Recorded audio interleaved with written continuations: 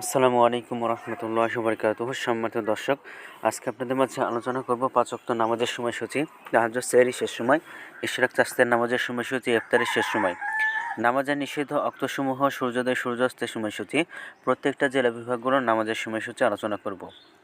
তো আজকে বৃহস্পতিবার 13ই নভেম্বর 2025 ইংরেজি, 28শে কার্তিক 1432 বাংলা, 21শে জুমাদিউল উলা 1447 হিজরি।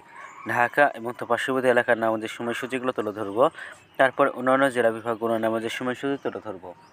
তো যেখান থেকে ভিডিওটা দেখছেন, নিজ জেলাগুলোকে অবশ্যই কমেন্টের মাধ্যমে জানাবেন। আজকে ঢাকা এবং তার পার্শ্ববর্তী এলাকার ফজরের নামাজের রক্ত শুরু হবে 4টা 55 মিনিটে এবং শেষ হবে 6টা 10 মিনিটে। জোহরের নামাজের রক্ত শুরু হবে 11টা 46 মিনিটে।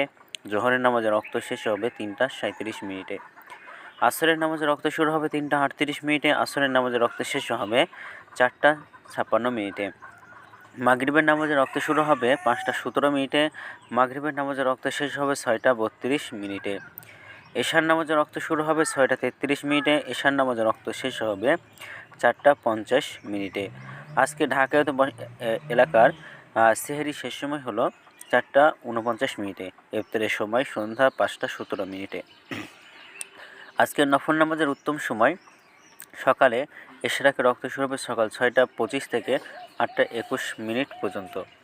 চাস্তের রক্ত সকাল 8টা 22 থেকে 11টা 49 পর্যন্ত। তাহাজ্জুদের রক্ত 9টা 52 থেকে 5টা 9:51 থেকে 9টা 49 নামাজের নিষিদ্ধ রক্ত হলো 3টার সময়, সকালে 6টা 11 থেকে 6টা, দুপুরে 11:40 থেকে দুপুরে 11:40 থেকে 11:45 পর্যন্ত, সন্ধ্যায় 4:57 থেকে 5:17 মিনিট পর্যন্ত। এই ছিল ঢাকা এলাকার পার্শ্ববর্তী এলাকার এখন আলোচনা করব বিভাগীয় শহরের জন্য যেসব বিভাগের সময় আপনারা যোগ বিয়োগ করবেন, তাহলে আপনারা বিয়োগ করবেন চট্টগ্রামে 5 মিনিট এবং সিলেটে 6 মিনিট কম করবেন। ঢাকা এবং পার্শ্ববর্তী এলাকায় সেখানে চট্টগ্রামে 5 মিনিট এবং সিলেটে 6 মিনিট কম করবেন। যোগ করবেন খুলনাতে 3 মিনিট, রাজশাহীতে 7 minute, Rangpur 8 minute, Barishal 1 minute বেশি করবেন। ঢাকা এবং পার্শ্ববর্তী এলাকায় নামাজের সময়সূচি রয়েছে, সেখান থেকে কয়েকটি বিভাগে বেশি করবেন, তাহলে হবে।